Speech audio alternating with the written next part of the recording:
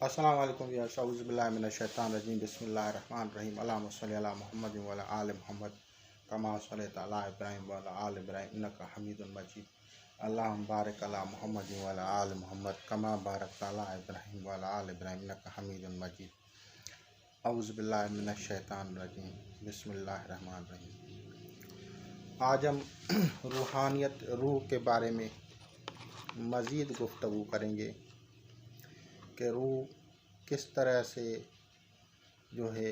رابطہ کرتا ہے۔ کہتے ہیں روح کو روح سے راحت ہوتی ہے، روح کو روح سے راحت ہوتی ہے، اور حبیب کو اپنے حبیب سے محبت ہوتی ہے۔ سرکار دو عالم سید المرسلین خاتم النبیین صلی اللہ تعالیٰ علیہ وآلہ وسلم کی اتباع جب کوئی کرتا ہے تو اس کا روحانی رابطہ حضور اکرم صلی اللہ تعالیٰ علیہ وآلہ وسلم سے ہو جاتا ہے، اور اگر کوئی روح خود کوئی کلمہ بتائے تو وہ کلمات مقدسہ جو ہوتے ہیں وہ رابطے کا ذریعہ بن جاتے ہیں، اور انہی کلمات کو عاملین لوگ جب کسی موکل یا جن کو بلاتے ہیں تو وہ ان کو جو کلمات بتاتے ہیں تو وہ پڑھتے ہیں تو وہ آتے ہیں، یعنی کلمات جو ہیں آپ کے رابطے کا ذریعہ ہے، اور کلمات جو ہیں وہ ساؤنڈ ہے۔ تو یہ ہر مذہب میں ہے، ہر ریلیجن میں ہے، ہر دھرم میں ہے، لیکن بات کریں گے ہم اسلام کے بارے میں کہ سید المرسلین حضرت محمد مصطفیٰ صلی اللہ تعالیٰ علیہ وآلہ وسلم سے محبت، عقیدت اور ادب کرنے والے جو عاشقین گزرے ہیں انہوں نے تعریفی کلمات کہے، اور ان تعریفی کلمات کے مجموعات جو ہیں وہ مقبول القول ہوئے، جیسا کہ دلائل الخیرات، جیسا کہ مختلف قسم کے درود ہیں، وہ مقبول ہوئے، جیسا قصیدہ بردہ شریف جسے کہا جاتا ہے، وہ کلمات جو ہیں مقبول ہوئے بارگاہ رسالت صلی اللہ تعالیٰ علیہ وآلہ وسلم نے، اور وہاں سے آپ ان ہستیوں کو حضرت محمد صلی اللہ تعالیٰ علیہ وآلہ وسلم نے فیض عطا کیا۔ وہ فیض سروری بھی ہوتا ہے، کچھ ایسے ہوتے ہیں کہ فیض سروری ہوتا ہے، سروری کا مقصد ہے ان کو ڈائریکٹ حضور اکرم صلی اللہ تعالیٰ علیہ وآلہ وسلم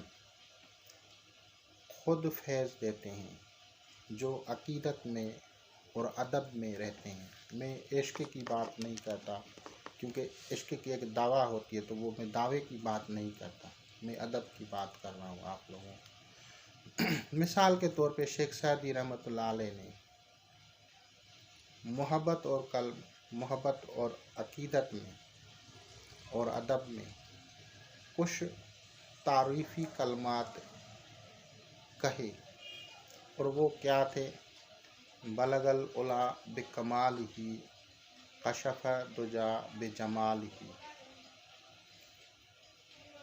تو اس کو 14 سال ہو گئے، اور دیگر جو ان کے اشعار یا کلمات تھے وہ اس کو مکمل نہیں ہو رہے تھے۔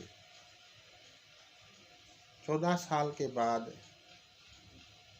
اپنے پیار کرنے والے سے حضور اکرم صلی اللہ تعالیٰ علیہ وآلہ وسلم نے رابطہ کیا، اور آپ کو فرمایا کہ ان کلمات کو اس طرح سے آپ کمپلیٹ کریں: حسنت جمیع خصالہ صلو علیہ وآلہ۔ تو اب آپ بتائیں، جو عظیم المرتبت ہستی اس اشعار کو کمپلیٹ کر دے، ان کلمات کو مکمل کر لے، وہ کلمات روحانی رابطے کا ذریعہ نہیں ہوں گے؟ بالکل ہوں گے۔ اگر کوئی صرف ان کلمات کو پڑھے تو ان کو فیض سید المرسلین صلی اللہ تعالیٰ علیہ وآلہ وسلم سے عطا ہوتا ہے۔ عاشقان شاذلیہ، سلسلہ شاذلیہ کے عاشقان، اللہم صلی علی محمد بعدد معلوم لک، اللہم صلی علی محمد بعدد معلوم لک، اللہم صلی علی محمد بعدد معلوم لک، اور بے شمار الفاظ فرمائے۔ تو یہ وسیلہ ہیں آپ کے روحانی رابطہ کا۔ بارگاہ رسالت میں آپ لوگوں کا رابطہ بحال ہوگا اگر آپ درود شریف بکثرت پڑھتے ہیں اور ان کلمات کو پڑھتے ہیں۔ اور جیسے درود ابراہیمی ہے، اس کو اگر آپ پڑھتے ہیں، ضروری نہیں ہے کہ آپ زیادہ، آپ کو وقت نہیں ہے تو 11 مرتبہ پڑھیں، 21 مرتبہ پڑھیں، 41 مرتبہ پڑھیں۔ اس کے پڑھنے سے آپ لوگوں کا رابطہ جو ہے حضرت محمد صلی اللہ تعالیٰ علیہ وآلہ وسلم سے ہو جائے گا۔ آپ کے اوپر جادو ہوگا، جنات ہوگا، نظر بد ہوگی، جو بھی اثرات بد ہوں گے آپ کو خوابوں میں باخبر کر دیا جائے گا۔ دربار رسالت میں آپ صلی اللہ علیہ وسلم کے فیض کے وسیلے سے وہ اولیاء کرام جو وہاں پہ ہوتے ہیں، وہ رجال الغیب، وہ آپ کو نظام تکوینی سے خوابوں میں بتائیں گے۔ کیا یہ بڑا فیض نہیں ہے؟ اپنے محبت اور عشق کو برقرار رکھتے ہوئے، اپنے ادب کو برقرار رکھتے ہوئے، اگر آپ وہ مقبول القول کلمات پڑھتے ہیں تو آپ کو فیض عطا ہوتا ہے۔ اسی طرح دیگر زبانوں میں دیگر الفاظ ہوں گے۔ کوئی ہستی بڑی جو بڑے الفاظ نکالے وہ وسیلہ فیض ہے۔ جیسے من کنت مولا فہذا علی مولا، یہ کلمات اپنی جگہ پہ ہیں لیکن ذریعہ فیض ہیں۔ وہ دعائیں جو نبی پاک صلی اللہ تعالیٰ علیہ وآلہ وسلم مانگا کرتے تھے وسیلہ فیض ہیں، وسیلہ نعمات ہیں، آپ پہ نعمتیں عطا ہوتی ہیں۔ وہ کلمات اللہ ہیں، وہ کلمات حبیب صلی اللہ تعالیٰ علیہ وآلہ وسلم ہیں، قرآن مجید کی آیات ہیں، یا جو کلمات ہیں یہ آپ کے لیے وسیلہ فیض ہیں۔ تو روح کو میں نے ایک بتایا کہ اتباع کرنی چاہیے کسی ذی روح سے رابطے کے لیے۔ اور دوسرا طریقہ ہے انسان کے اندر، میں نے کہا تھا کہ وائس جو ہے وہ ارواح سے رابطے کا ذریعہ ہے۔ تو انسان میں ایک چیز ہے جو ہر وقت چلتی ہے اور وہ زندگی ہے، وہ حیات ہے، اور اس حیات کا سبب جو ہے روح کا آپ کے جسم میں رہنا ہے، اور وہ ہے آپ کا سانس۔ آپ بات کریں یا آپ کھائیں، آپ پئیں، آپ گھومیں، آپ لیٹیں، لیکن آپ کا سانس جو ہے یہ روح، یہ آپ کے روح کو آپ کے جسم میں برقرار رکھتا ہے۔ روح اور دوسرا ہے قلب، پھیپھڑے، نظام تنفس اور قلب، اس کی دھڑکن حیات بتاتی ہے، دماغ کا چلنا حیات بتاتی ہے۔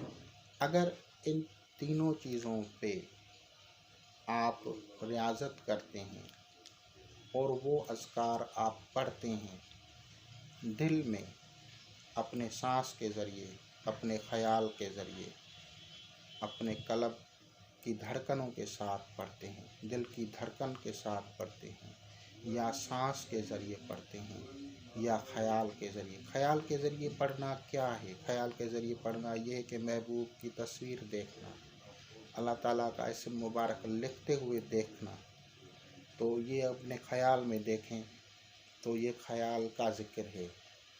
اور اگر آپ سانس سے پڑھتے ہیں تو یہ آپ کے سانس کا آنا جانا، یہ آپ کی قوت حیات کا ذکر ہے۔ اور اسی طرح اگر آپ دل کی دھڑکن سے ذکر کرتے ہیں تو بھی آپ کی جو قوت حیات ہے وہ آپ لوگوں کی برقرار رہتی ہے، اور تجلیات اور انوارات آپ کے اوپر نازل ہوتے ہیں۔ تو انشاءاللہ تعالیٰ عزیز آپ لوگ اس سے استفادہ کریں گے۔ خدا حافظ۔